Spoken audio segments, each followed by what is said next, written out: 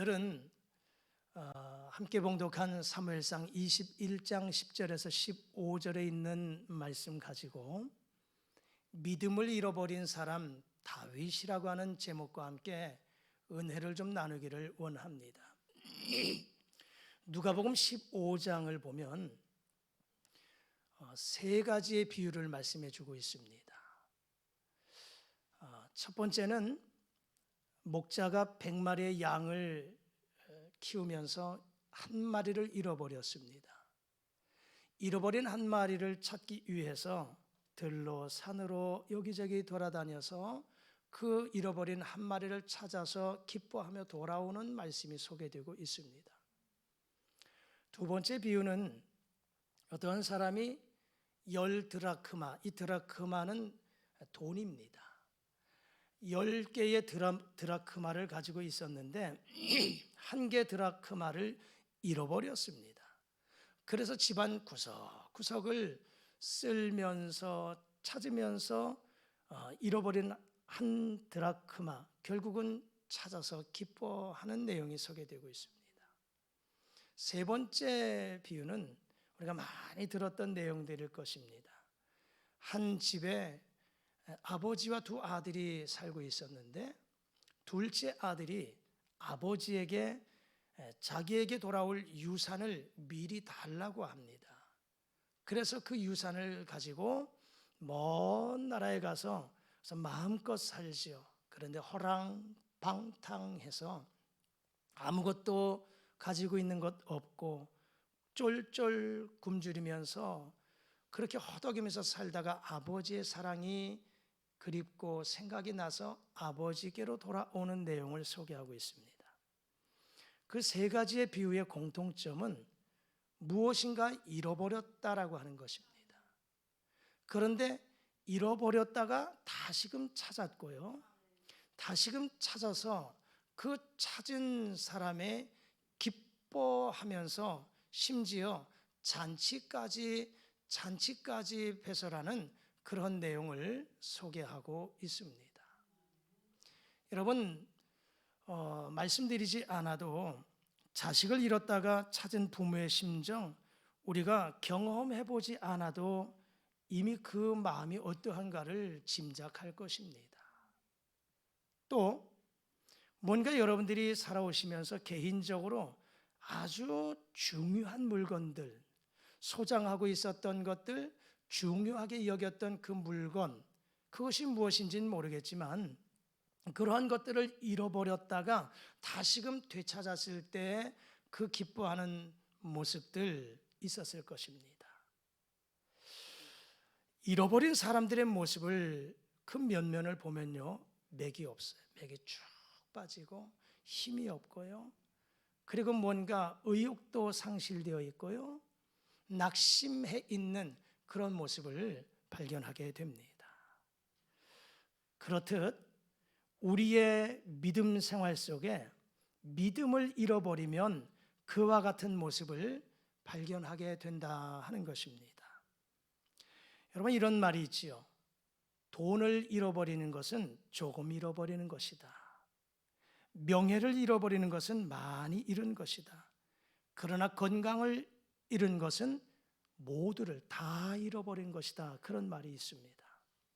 건강을 잃어버리는 것은 다 잃은 것이다. 맞습니다. 그럴 것 같습니다. 여러분, 아무리 내가 좋은 권세를 가지고 있어도 건강이 허락되지 못하면 아무 소용없습니다. 아무리 내가 나에게 산의 진미에 아주 맛있는 음식을 차려주었다 할지라도 건강이 없으면, 건강하지 못하면 그것 또한 아무런 소용이 없습니다. 중환자실에 누워있는 부모님에게 몇백만 원짜리 값비싼 옷을 사다 드린다 할지라도 건강이 허락되지 않는다면 그것도 아무런 소용이 없습니다. 그렇습니다. 이것은 세상에서 다 잃어버리는 것이지요. 그러나 우리의 믿음 생활 속에 믿음을 잃어버리면 영원한 것까지도 잃어버린다는 사실을 기억하시기를 주의 이름으로 부탁합니다.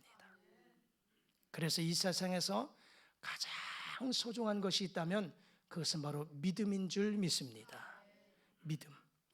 베드로서 1장 1절에서는 이 믿음을 보배로운 믿음 그렇게 말씀하고 있습니다.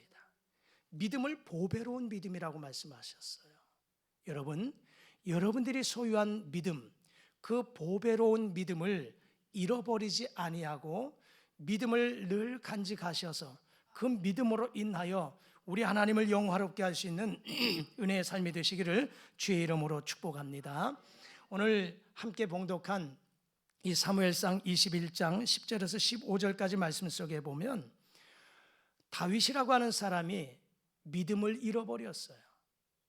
하나님을 향한 그 믿음을 잃어버려서 어떠한 모습을 행하고 있는가를 그저 두 가지만 한번 생각해 보면서 우리에게도 내 안에 하나님을 의지하는 이 믿음이 상실되어 버리면 그러한 모습들이 나타날 수 있다는 것을 생각하시면서 잃어버리지 않는 믿음, 믿음을 잃어버리지 않고 믿음 충만해서 마지막 주님 앞에 영광 올려드릴 수 있기를 주의 이름으로 축복합니다.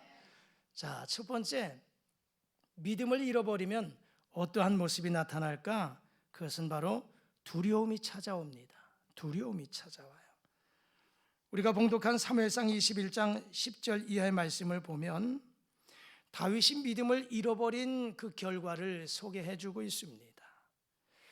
다윗의 생애를 보면 참 많은 사람들이 다윗을 공격하는 그 원수 같은 사람들이 참 많았어요. 다윗을 공격하고 다윗을 죽이려고 하는 대적들이 참 많았어요. 그들로 인해서 고난의 시기가 다윗에게는 있었습니다. 그 가운데 사울 왕은 기회만 되면 다윗을 죽이려고 했습니다. 사울 왕과 다윗은 장인과 사위의 관계지요. 내 아들도 귀하고 또 내 딸의 남편인 사위도 얼마나 소중합니까? 내 아들이 잘 되고 사위가 잘 되고 모두가 잘 되는 것, 그 부모의 마음 한결같지 않겠습니까? 그런데 이 사울은 기회만 되면 다윗을 죽이려고 했다는 거지요. 그 이유가 무엇이냐? 다윗의 인기가 계속해서 올라가기 때문입니다. 오늘 읽은 말씀에서도 보면 다윗이 전쟁을 하고 돌아오면, 승리하고 돌아오게 되면 이스라엘 백성들이 다윗을 칭송합니다. 무엇라고요? 사울이 죽인 자는 천천히고 다윗이 죽인 자는 만만히로다 그러거든요. 좋은 소리도 한두 번이지요. 좋은 소리도 한두 번이에요. 사울도 사람인지라 사울 자신이 지금 왕인데 왕보다도 다윗을 칭송하는 말을 한 번도 두 번도 세 번도 계속해서 들으니 기분은 좋지 않았을 것이에요. 그러다 보니까 사람의 마음은 미워하는 마음, 시기하는, 질투하는 마음이 자연스럽게 일어나는 것입니다. 저 다윗만 없으면 내가 이 왕권을 계속해서 차지할 수 있을 텐데, 그런 마음이 있었겠지요. 그러니까 기회만 되면 다윗을 죽이려고 했습니다. 그래서 다윗은 그럴 때마다 피하여 도망다니는 삶을 살았어요. 때로는 동굴 속에 숨고, 때로는 바위 뒤에 숨어야 되고, 때로는 여러 가지 어려움 속에서도 위기를 건지는 그런 모습들, 수많은 그런 위기를 하나님의 도우심 가운데 피하여 다녔던 사람이 다윗입니다. 오늘 본문의 말씀도 역시 마찬가지예요. 본문의 말씀에서도 10절에 가서 보면 그날에 다윗이 사울을 두려워하여 일어나서 도망하여 가드왕 아기스에게로 갔다 그랬습니다. 다윗이 사울을 피하여서 어디로 도망을 갔냐? 블레셋 이방 나라입니다. 블레셋 가드왕 아기스에게로 망명을 합니다. 피하여 도망을 가요. 자, 그런데 다윗이 블레셋 가드왕 이 아기스에게로 가니 아기스의 신하들이 뭐라고 합니까? 이 도망온 자가 그 나라의 왕이 아닙니까? 우리가 알기는 사울이 죽인 자는 천천히요, 다윗이 죽인 자는 만만이라고 합니다. 이러한 이야기를 아기스의 신하들이 아기스 왕에게 고하거든요. 이 이야기를 다윗이 듣곤 아기스를 두려워합니다. 10절에서는 사울을 두려워해서 망명을 했어요. 블레셋 가드로 망명한 다윗이 이제 아기스 왕의 그 신하들의 말을 듣곤 아기스 왕을 두려워합니다. 그러니까 이게 두려워하니까 어떠한 행색이 나타나느냐? 13절 이하에 가서 보면요, 이 다윗이 어떤 모습들이에요? 자기 몸을 대문짝에 그적거립니다. 그리고 침을 수염에 흘리면서 미친 사람 행세를 하는 거예요. 지금 다윗이 미친 사람이 아니에요. 온전한 정신입니다. 그런데 미친 사람처럼 행세를 하는 거예요. 이 모습을 아기스가 보곤 신하들에게, 야 이 녀석들아, 지금 다윗을 봐라, 미친 사람 아니냐? 자기 몸을 그적거리고 침을 수염에 흘리고 미친 사람 행세를 하는데 이 미치광이를 내게 데려왔다고 호통을 치거든요. 다윗은 온전하다 했어요. 미친 사람이 아니에요. 그런데 이런 행동을 하기는 어떠한 모습? 두려움이 있었기 때문입니다. 사울이 두려워서, 블레셋 가드왕 아기스를 두려워해서 한때는 미친 사람처럼 이렇게 행동하는 사람 다윗이에요. 다윗이 어떤 사람입니까? 믿음이 충천한 사람이에요. 용기가 백배했던 사람입니다. 그가 하나님의 이름의 능력을 힘입고 20살도 안 된 그 청소년의 나이 골리앗 장군을 죽였던 사람이 다윗이잖아요. 그리고 수많은 전쟁을 치르면서 그 모든 전쟁에서 승리했던 사람이 다윗이거든요. 그럴 때는 하나님을 의지하는 믿음이 충만했기 때문이었어요. 하나님의 이름과 그 하나님의 능력을 의지하며 나갔기 때문에 하나님이 도우셔서 승리를 쟁취했던 사람이 다윗입니다. 그런데 오늘 이 본문 말씀에 보니까 이랬던 이 다윗이 그의 용감한 모습들, 그의 그 힘있던 모습을 찾아볼 수가 없습니다. 오히려 두려움에 떨고 미친 사람 행세를 하는 것, 이것이 어디에서 기인되었을까요? 그에게 하나님을 의지했던 믿음이 상실되었기 때문입니다. 믿음을 잃어버리니 두려움이 생기게 되고 그 두려움 가운데 자기 자신이 살기 위해서 미친 사람 행세를 하는 불행스러운 다윗의 모습을 발견하게 된다는 것입니다. 창세기 12장에 가서 보면 아브라함의 가정을 소개하고 있습니다. 아브라함과 그 아내 사라가 가나안 땅에서 거하고 있을 때 그 땅에 기근이 들었습니다. 흉년 때문에 먹고 사는 것이 어려웠어요. 그래서 먹고 살기 위해서 이들이 어디로 가냐? 애굽으로 내려갑니다. 그 땅은 하나님을 믿는 사람들이 없습니다. 강대국 애굽입니다. 그런데 설상가상 이 아브라함의 아내 사라는 아름다운 여인이었습니다. 미인이었습니다. 아브라함이 걱정이 된 거예요. 이 애굽의 사람들이 내 아내의 아름다운 모습을 보곤 내가 저 여인의 남편, 우리가 부부관계라고 한다면 분명 이 애굽 사람들이 나를 죽이고 아내를 빼앗아갈 것이다, 이렇게 생각을 하는 거예요. 그러니까 아내와 함께 뭐라고 합니까? 아내와 함께 우리는 남매지간이다. 당신은 내 여동생이고 나는 당신의 오빠라고 누가 물어보면 그렇게 이야기해라, 이야기를 해요. 이 사라의 미모가 애굽의 왕 바로의 귀에까지 들려집니다. 그래서 신하들을 불러서 이 아브라함의 아내 사라를 불려옵니다. 아내로 맞이하겠다는 거예요. 이 일로 인해서 아브라함은 엄청난 선물을 받아요.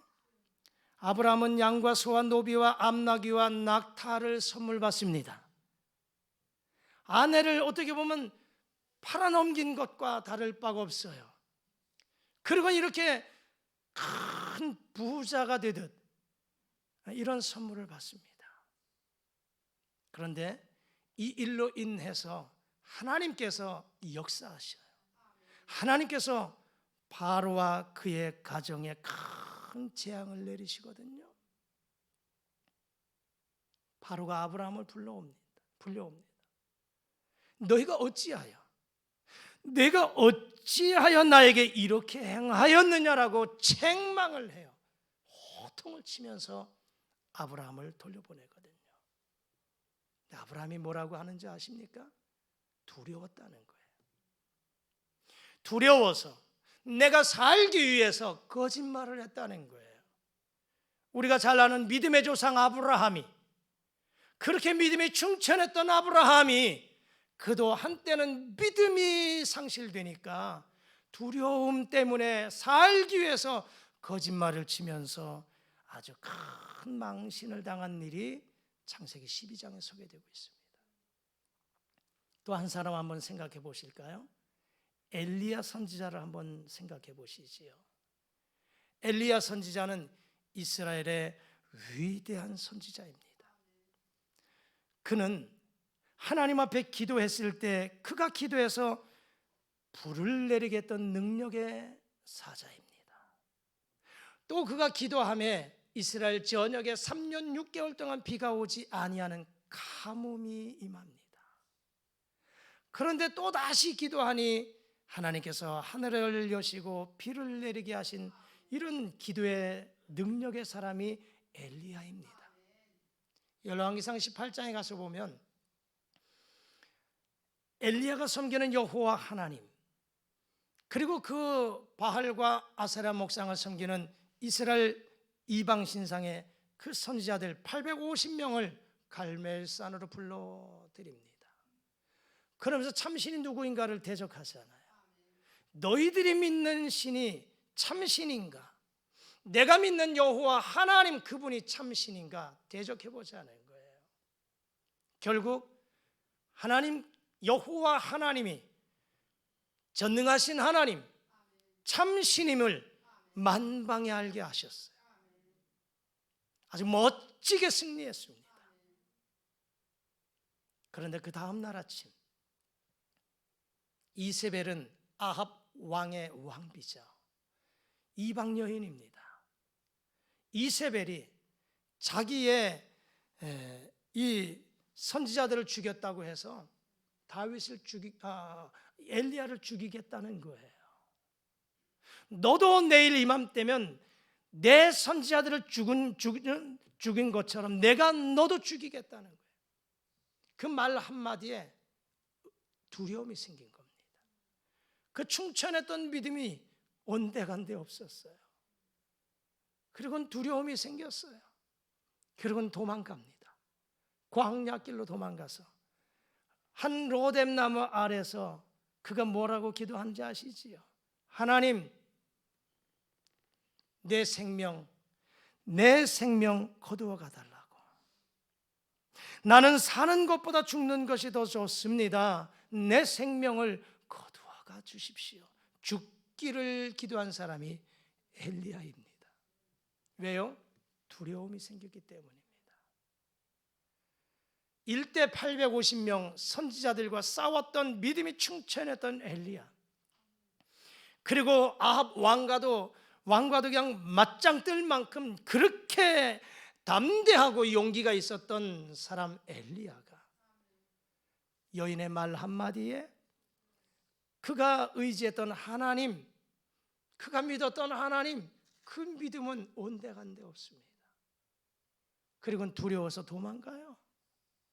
죽기를 구합니다. 이것이 엘리야의 모습이었다라고 하는 것입니다. 이렇듯 우리도 마찬가지로 믿음을 잃어버리면 두려움이 생기게 되고, 그 두려움 때문에 나도 모르게 초라하게 되고 비굴하게 되고 낙심하게 되는 그런 모습들이 우리에게도 일어날 수 있습니다. 그러나 성경은 우리에게 말씀합니다. 성경 곳곳에서 두려워하지 말라. 할렐루야. 두려워하지 말라는 거예요. 담대하라. 내가 너와 함께 할 것이고 두려워하지 말라고 말씀하고 있습니다. 우리 성경 한번 찾아보실까요? 성경 한번 다 같이 읽어보실까요? 잠언 29장 25절의 말씀 자막과 함께 읽겠습니다. 시작. 사람을 두려워하면 올무에 걸리게 되거니와 여호와를 의지하는 자는 안전하리라. 아멘. 사람을 두려워하면 올무에 걸린다. 사람을 두려워하니, 엘리야가 이세벨 여인을 두려워하니, 아브라함이 애굽의 사람들을 두려워하니, 다윗이 사울 왕을 두려워하고 블레셋 가드 왕 아기스를 두려워하니, 이렇게 자기가 스스로 파놓은 함정에 빠지듯 올무에 걸리고 마는 거예요. 이것은 다윗, 아브라함, 엘리야 이런 사람들만 아니에요. 오늘 우리들에게도 얼마든지 그와 같은 상황이 일어날 수 있다는 것입니다.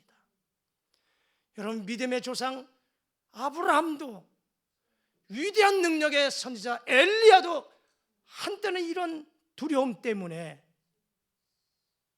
우리가 이러한 모습들이 있었을까, 이런 사람들에게 이러한 모습이 있었을까라고 의구심을 남길 만큼 그런 모습들이 나타나잖아요.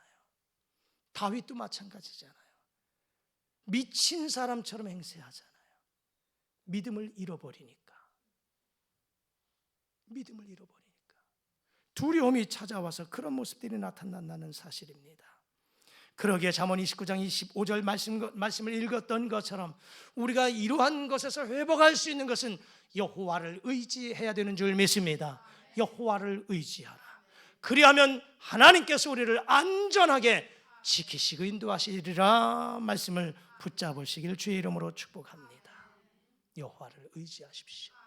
그래서 내 안에 상실된 믿음을 빼앗기지 않도록 다시 회복시켜 나가시고 그 믿음 붙잡고 승리의 길을 걸어가실 수 있기를 주의 이름으로 축복합니다.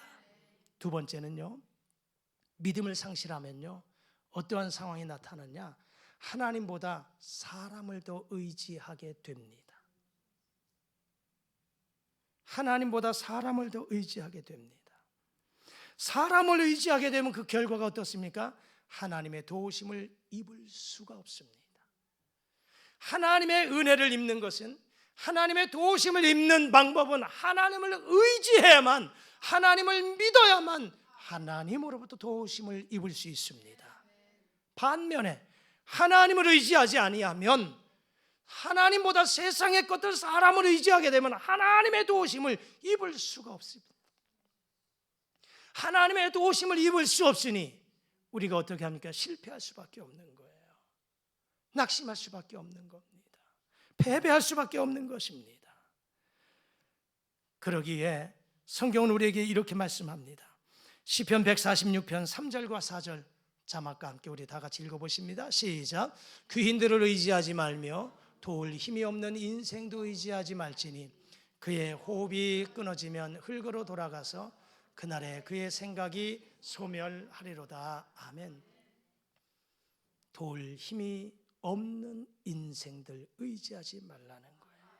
인생은 도울 힘이 없다고 성경은 우리에게 말씀하고 있습니다. 그럼에도 불구하고 우리는 어떠한 일을 만나면, 어려운 일을 만나면 제일 먼저 사람을 의지할 때가 있어요. 어떤 권세를 의지할 때가 있어요. 그렇잖아요. 어떤 문제가 생기면 내가 알고 있는 경찰관, 내가 알고 있는 국회의원, 내가 알고 있는 지역의 이장님이라도 도움을 입으려고 한다니까요. 이장님이 도울 힘이 없다고 폄훼하는 건 절대로 아닙니다. 사람의 모습이 그런 거예요. 조그마한 어려운 일이 있으면 나보다 조금 능력 있는 사람, 나보다 조금 권세가 있는 사람, 나보다 조금 더 이 문제를 해결할 수 있는 능력 있는 사람을 생각할 수밖에 없어요. 그리고 찾을 수밖에 없어요. 그리고 부탁할 수밖에 없습니다. 물론 그로 인해서 도움을 받아요. 도움을 받을 때가 있어요. 하지만 영원하지 못하다는 것입니다. 그 권세가, 그 이름이 영원합니까? 아니라 이 말입니다. 그러기에 분명하게 우리에게 말씀하잖아요. 귀인들을 의지하지 말아라. 도울 힘이 없는 인생들 의지하지 말라는 거예요. 그들은 어떻게 해요? 그들은 호흡이 끊어지면 흙으로 돌아가서 그날에 그의 생각이 소멸될 것이다, 이렇게 말씀하는 겁니다. 오늘 본문에서 다윗도 역시 마찬가지입니다. 믿음을 잃어버리니까 그가 살기 위해서, 그가 도움을 입기 위해서 어떻게 해요? 망명하잖아요. 블레셋 가드 왕 아기스에게로 망명하는 것, 아기스의 힘을 의지하는 거예요. 블레셋은 이방 나라다 이 말입니다. 근데 다윗은 그것 생각할 겨를이 없는 거예요. 지금 내가 살아야 되잖아요. 내가 살아야 되는데 지금 블레셋이든 뭐 애굽이든 생각할 겨를이 없는 거예요. 사울의 손에서만 벗어나서 내 생명만, 목숨만 부지할 수 있다면 그 무엇이라 할지라도 그 누구라도 관계없다는 거예요. 이게 다윗에게서 발견한 모습이에요. 하나님보다 사람을 더 의지하는 다윗의 모습을 보면서 오늘 우리는 나에게도 이런 모습이 없는가를 한번 생각해 보자 하는 것입니다. 그런데 아니라고 부인할지 모르겠지만 나도 하나님 의지하는 믿음이 상실되어 버리면 나도 모르게 어려운 일을 만나면 사람을 의지하게 된다는 거예요. 오히려 더 하나님 앞에 나와 기도하고 하나님 붙잡고 말씀 붙잡고 믿음을 지켜나가기를 힘써야 되는데 그것이 아니라 세상의 것들을 생각하게 된다는 거예요. 그런 자들을 향해서 성경은 요한계시록 3장에서 이렇게 우리에게 말씀합니다. 요한계시록 3장 10절 다 같이 말씀 읽으시겠습니다. 시작. 내가 나의 인내의 말씀을 지켰은즉 내가 또한 너를 지켜 시험의 때를 면하게 하리니 온 세상에 임하여 땅에 거하는 자들을 시험할 때라. 아멘. 내가 나의 인내의 말씀을 지켰은즉 내가 또한 너를 지켜 시험의 때를 면하게 하리니. 할렐루야. 인내의 말씀을 지키십시오. 하나님 의지하고 하나님 말씀 붙잡고 인내의 말씀 지키면 하나님이 도우실 것입니다. 하나님이 역사하실 것입니다. 내가 너를 지켜 모든 시험의 때를 면하게 해주겠다고 말씀하십니다. 말씀을 정리합니다. 오늘 우리는 이 다윗이라고 하는 사람, 하나님의 마음에 합한 사람이라고 하나님이 인정하셨던 사람이에요. 정말 믿음이 충천했던 사람입니다. 하나님을 의지하고 하나님을 붙잡고 믿음이 충천했던 능력의 사람, 이런 다윗도 한때 믿음이 상실되어지니 두려움이 생기게 되고 그 두려움 때문에 미치광이 노릇을 하게 되고 하나님보다도 이방 사람이라도 좋으니 사람을 의지하는 다윗의 모습을 발견할 수 있다는 것입니다. 여러분, 믿음을 잃어버린 인생은 불행할 수밖에 없습니다. 그러므로 우리는 어떠한 상황이 와도 믿음을 잃어버리지 않기를 주의 이름으로 축복합니다. 그러기 위해서는 여호와 하나님을 의지하라. 할렐루야. 하나님 의지하십시오. 어떠한 환난과 핍박의 고난이 온다 할지라도 절대 하나님 의지하셔서 하나님이 주시는 능력과 힘을 공급받으셔서 때로는 내가 하지 못해도 하나님이 지키시고 보호하시고 안전하게 인도하시는 하나님의 도우심을 입어서 승리의 길을 걸어가는 저와 여러분들의 삶이 되어지기를 주의 이름으로 축복합니다. 기도하십니다. 하나님, 한때 믿음이 충천했던 다윗이 믿음을 잃어버리니 두려움이 생겼고 하나님보다도 사람을 더 의지하게 됩니다. 믿음을 잃어버리니 인생 불행한 인생으로 점치고 나갑니다. 그러므로 우리 모두가 믿음을 잃어버리지 아니하도록, 믿음을 빼앗기지 아니하도록 하나님을 더욱더 의지하게 하시고 말씀을 지켜나가게 하셔서 우리의 믿음이 훗날 하나님 앞에 옳다 인정받는 믿음의 사람들 되게 하여 주옵소서. 예수님의 이름으로 기도드리옵나이다. 아멘.